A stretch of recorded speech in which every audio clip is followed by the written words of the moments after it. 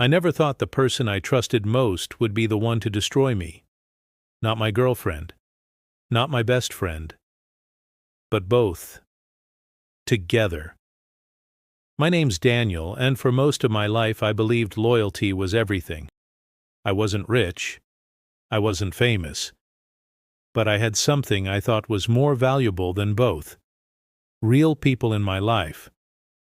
At least, that's what I believed. My best friend, Ethan, was the kind of guy everyone liked. Charming, confident, always knew what to say. We'd been inseparable since high school. Brothers, not by blood, but by choice. And when I met Lena, my girlfriend, he was the first one I introduced her to. I still remember that night, the three of us laughing over pizza in my tiny apartment. She looked at him and said, "You two are like twins. It's scary how close you are." And Ethan grinned, raising his glass. "Brothers for life," he said. If only I knew that life had an expiration date. For years, everything seemed perfect. I worked long hours at a small marketing firm, saving up to buy a house. Lena was supportive, always asking about my day, leaving little notes in my lunch bag. And Ethan? He was my rock, the guy I called when things got hard. We celebrated birthdays together, holidays, even went on double dates. But looking back, I realized something. The signs were there. Small, quiet, easy to miss. Like how Lena's eyes lingered a little too long when Ethan spoke. Or how Ethan suddenly had meetings that lined up perfectly with Lena's girls' nights. But love. Love makes you blind. You don't see betrayal forming in front of you. You build excuses around it. One Friday night, Ethan came over after work. We grabbed a couple of beers, played some old tracks, and talked about life. He asked me, "You ever think about marriage, man?" I laughed. "All the time. I'm just waiting for the right moment." He smiled, a strange, half-forced smile. "Don't wait too long. Sometimes when you wait, someone else doesn't." I didn't think much of it then. But that sentence, it would echo in my head for months. A week later, Lena started acting distant. She'd avoid eye contact, spend hours on her phone, claim she was just tired. I thought maybe I was working too much, not giving her enough time. So I planned a surprise weekend trip. Just the two of us, away from everything. When I told her, she hesitated. "Dan, I can't that weekend. I promised my mom I'd visit." I nodded, trying not to sound disappointed. But that same night, Ethan called, saying he couldn't hang out because he was going out of town. Something in my gut twisted. Still, I didn't accuse anyone. I didn't want to believe what my instincts were screaming.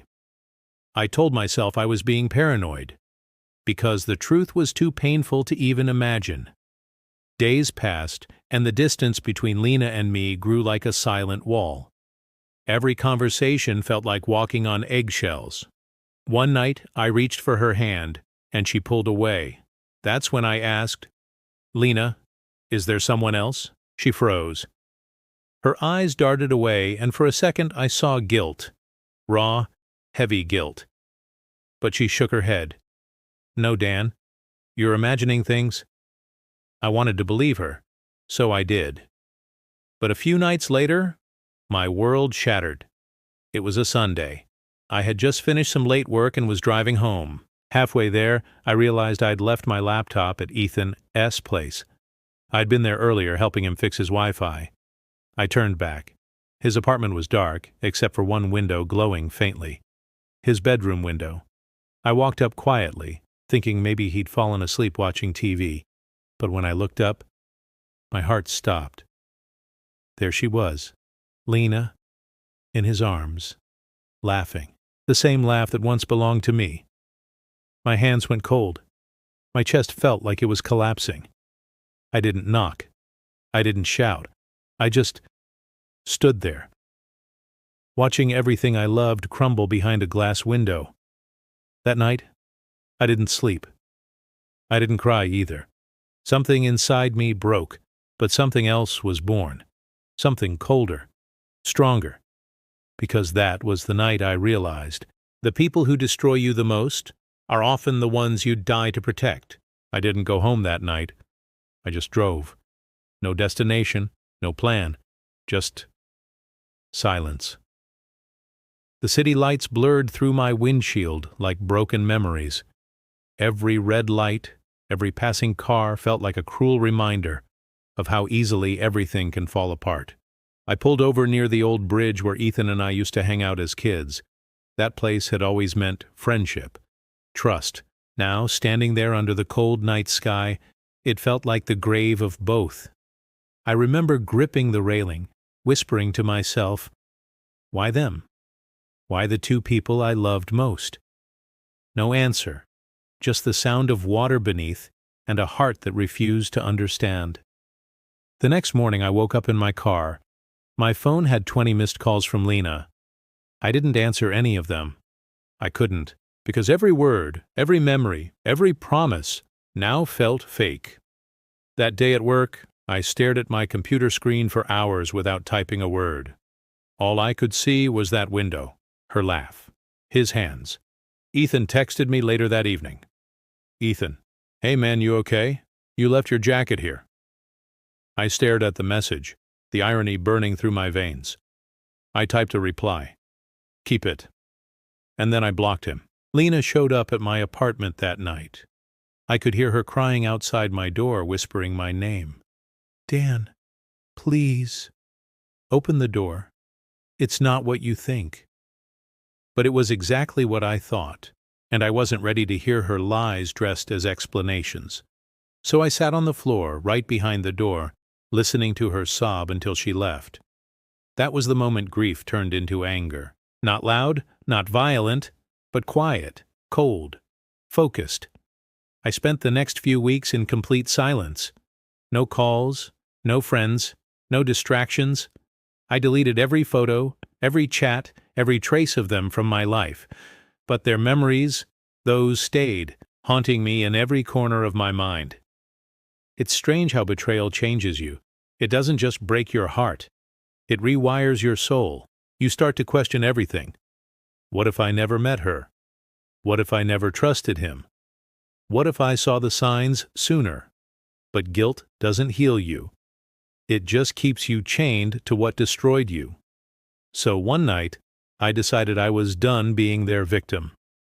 I didn't know how yet, but they were going to learn what they had done to me. A month later, Ethan reached out again, this time through a mutual friend. Apparently, he and Lena had decided to be together officially.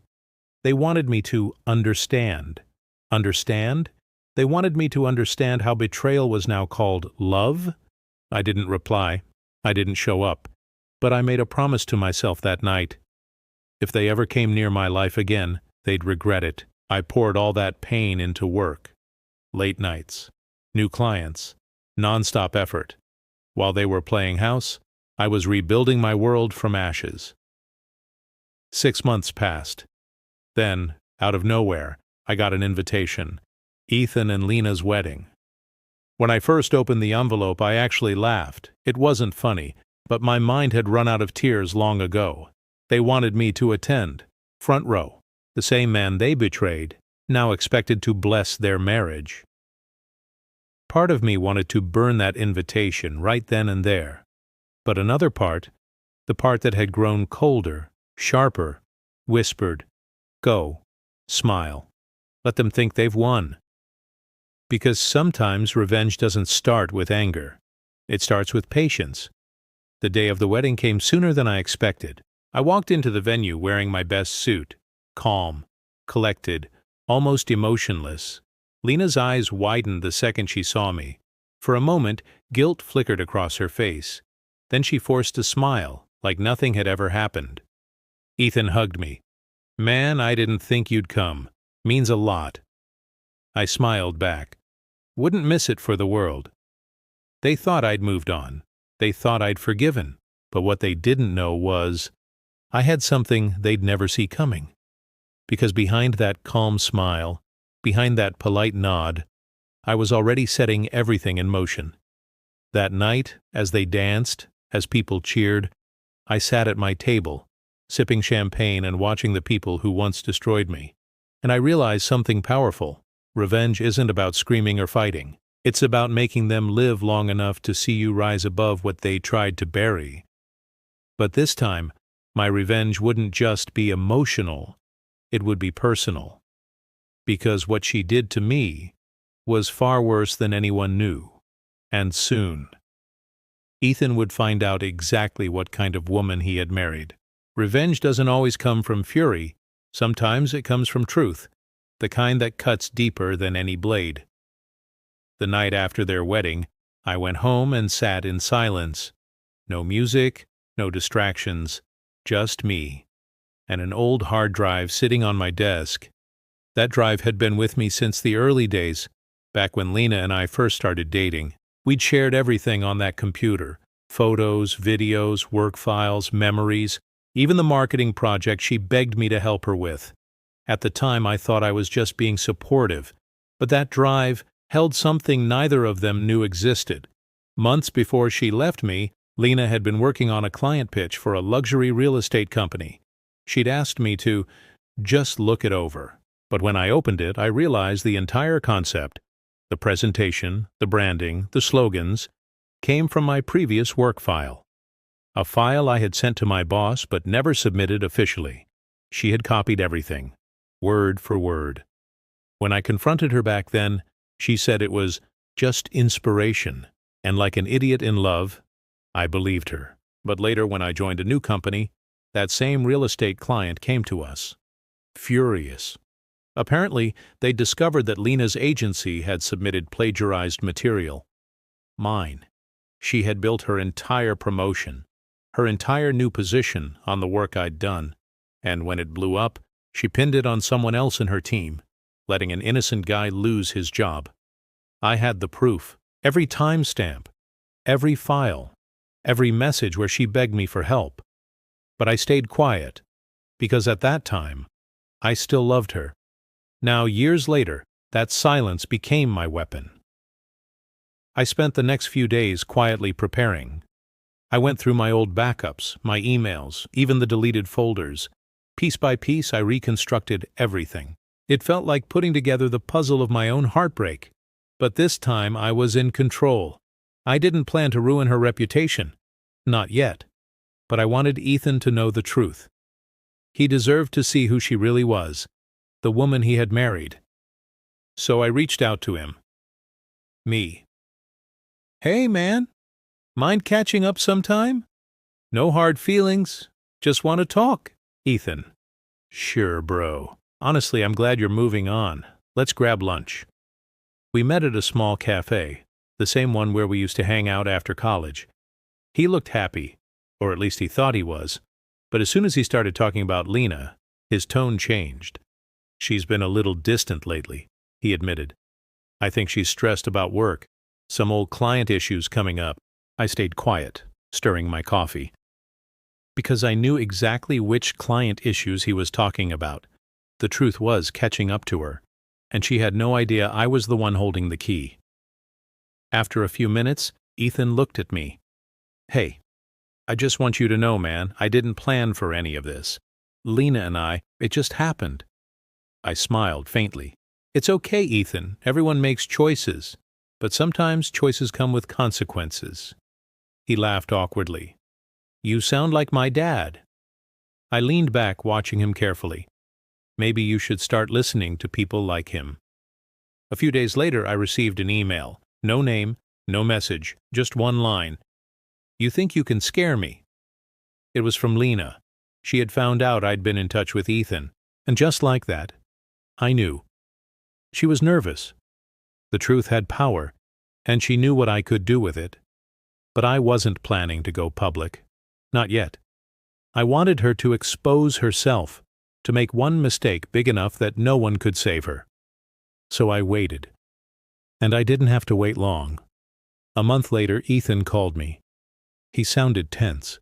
Dan, did you ever work with Lena on some real estate pitch before? She mentioned something weird came up.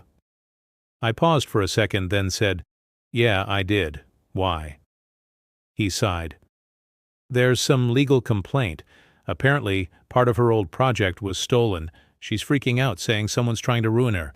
My lips almost curved into a smile. She's right about one thing, I said quietly. Someone is trying to show her the truth.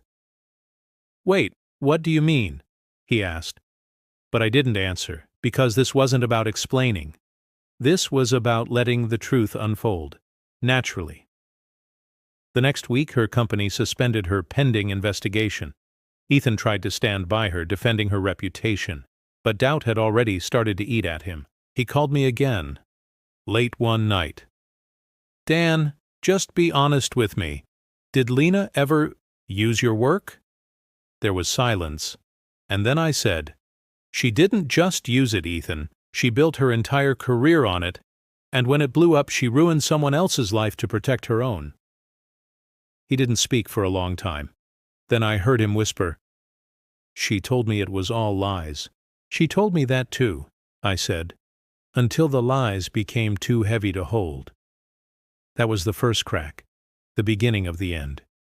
Lena had spent years pretending to be perfect, but truth has a way of crawling back no matter how deeply you bury it. And Ethan, for the first time, was starting to see the woman behind the mask. He didn't know it yet, but this was only the beginning of her downfall, because what she did to me wasn't just betrayal, it was theft. It was manipulation. And soon, everyone would know. Truth is like a storm. Quiet at first, but unstoppable once it begins. And Lena's storm was finally on the horizon. Weeks passed after her suspension. I didn't reach out. I didn't need to. Because when you've planted the seeds of truth, they grow on their own. Ethan's calls became less cheerful. His tone changed, tired, uncertain. He wasn't defending her anymore. He was questioning her, and that was all I needed. Then one morning, my phone buzzed with a message from him. Ethan, can we talk? It's about Lena. I think she's been lying to me. We met again at the same cafe, our old spot. He looked different this time, broken, confused. He slid a manila envelope across the table. She told me the plagiarism thing was fake. He said quietly that it was just people trying to ruin her. But I checked her old emails. Dan, it's true, isn't it? I opened the envelope. Inside were printed emails, screenshots of conversations between Lena and me from years ago, messages where she'd asked for help and copied my work, proof she couldn't deny. I nodded slowly. It's true. He leaned back, running his hands over his face. I can't believe it. I married someone I don't even know. I could see the same pain in him that once lived in me. The pain of realizing your love was built on lies. For a second, I almost pitied him. But pity doesn't erase betrayal. Ethan, I said softly, you didn't just marry someone who lies. You married someone who destroys people to protect herself. That night, Lena showed up at my apartment again, this time not crying, not pleading, but furious. She stormed in before I could even speak. You think you can ruin me? She screamed. You're pathetic, Dan. You always were. I stood there, calm. I didn't ruin you, Lena. You did that all by yourself. She froze for a second, glaring at me like she couldn't process the words. You don't get to play innocent, she hissed. You loved me once. I did, I said, and that's exactly why I didn't expose you years ago. But now it's not about love. It's about truth.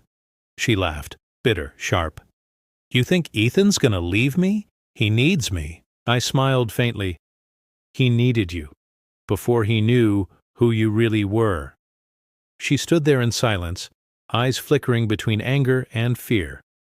For the first time she realized she was losing control, not because of what I did, but because the mask she'd built was cracking. She left that night without another word, and from that moment I knew her fall had just begun. A week later, it happened. Ethan called again.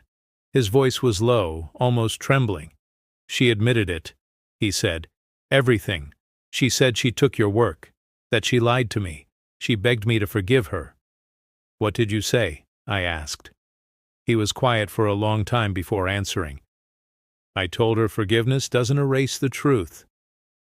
For the next few days, the gossip spread like wildfire.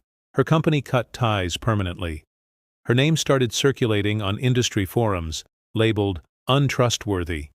Clients pulled out, partners stopped calling. Her entire career, the empire she'd built on deception, came crashing down, and I didn't say a word.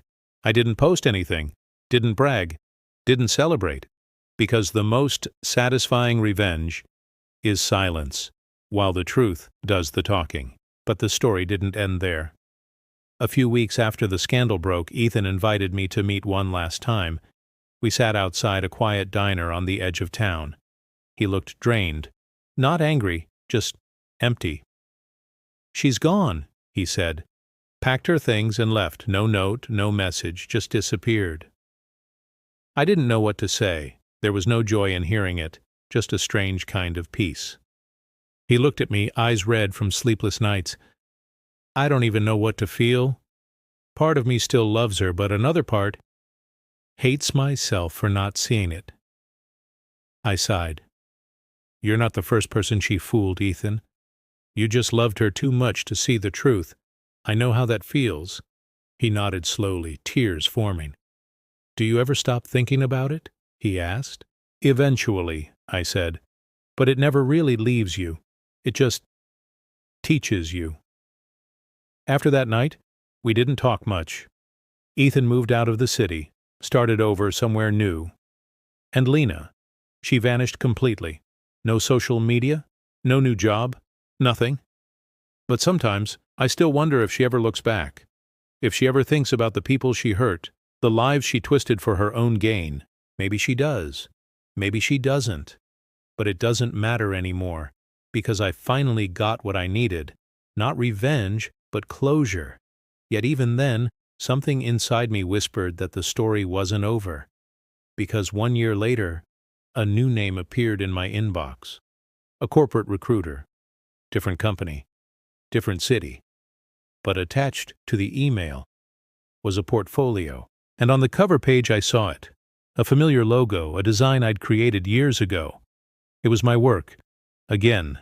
And under it, her name. Lena Carter. A year of silence. That's how long I thought she was gone for good. After the storm she caused, I rebuilt my life. Quietly. New city, new projects, new people. For the first time in years, I felt free. Free from her voice, her lies, her ghost. But ghosts have a way of finding their way back. It was a Monday morning. I was reviewing portfolios for a new creative partnership my company was considering. Just routine work, until I opened one file that stopped my heart cold.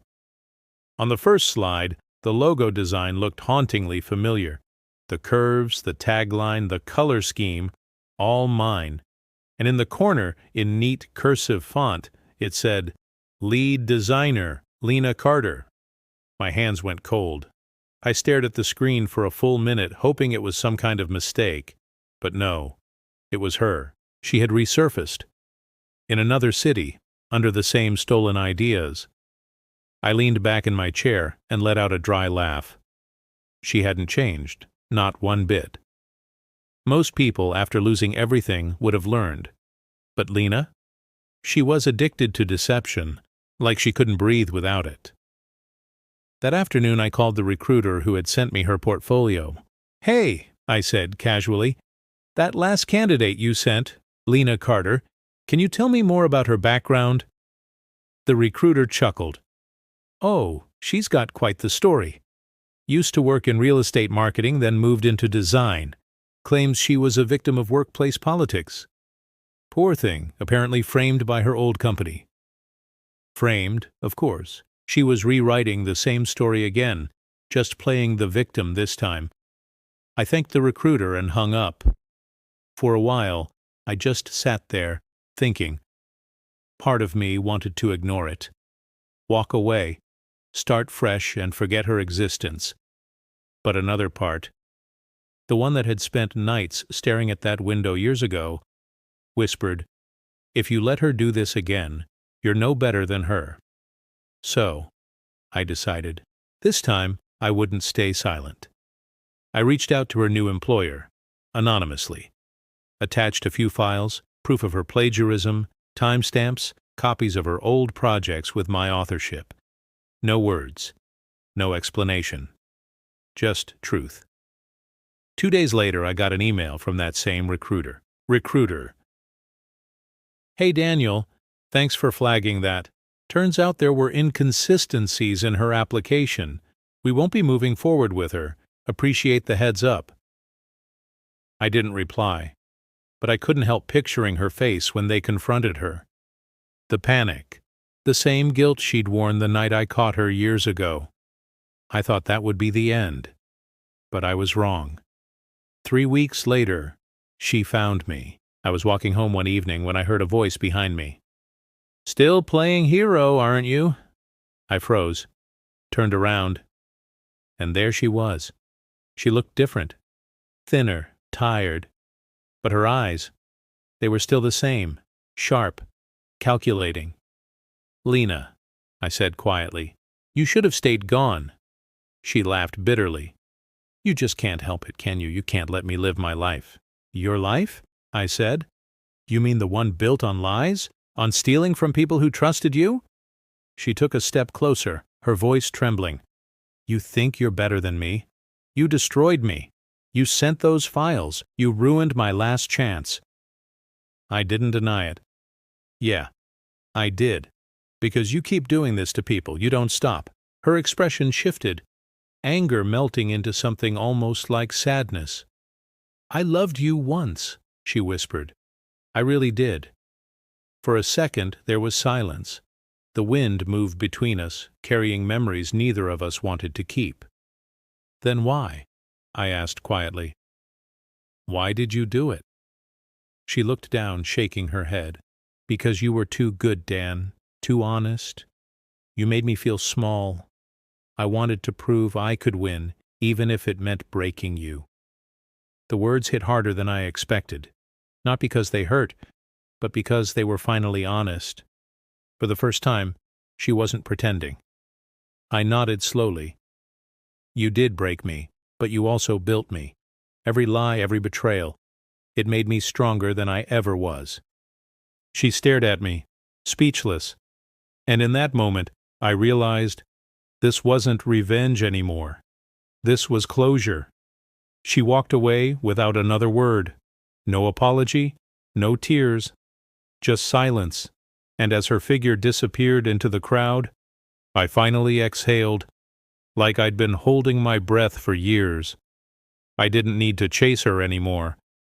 I didn't need to prove anything, because some victories don't come from destruction. They come from walking away, unshaken, untouched, undefeated. Months later, I heard through a mutual connection that Lena had left the country. New name, new job, same pattern, and for the first time, I didn't care, because by then, I'd already moved forward, truly forward. I opened my own agency, one built on transparency, honesty, and trust. Everything she lacked. And it grew fast. Clients came in droves, not because I was the best, but because I was real. Every success I had became a quiet reminder, you don't have to destroy your enemies, you just have to outgrow them. But then, one evening as I was leaving the office, I saw something that stopped me again. On the notice board by the elevator, a flyer for an upcoming creative conference, and there, at the bottom of the guest speaker list, was her name, Lena Carter. When I saw her name on that flyer, I actually laughed. Redemption through reinvention. Only Lena could turn her own destruction into a motivational speech. For a few minutes, I just stood there in the hallway, staring at the poster. The irony was almost poetic. The woman who built her life on lies now claiming to teach others how to rebuild. I could have ignored it, walked away like before, but deep down, I knew. This was the end of the story, and every story deserves an ending, one where truth finally stands alone. The conference was 2 weeks away. I didn't tell anyone I was going. I just registered quietly, booked a seat near the back, and waited. The day arrived. The auditorium was filled with designers, creators, students, people who believed in second chances. And there she was on stage, standing tall, dressed in white like some reborn saint. Her voice was calm, confident, perfectly rehearsed. "I've made mistakes," she said to the audience, "but every fall has taught me how to rise stronger. I believe in reinvention, in leaving the past behind." The crowd nodded, moved by her sincerity. If I hadn't known her, maybe I'd have believed it too. But I did know her.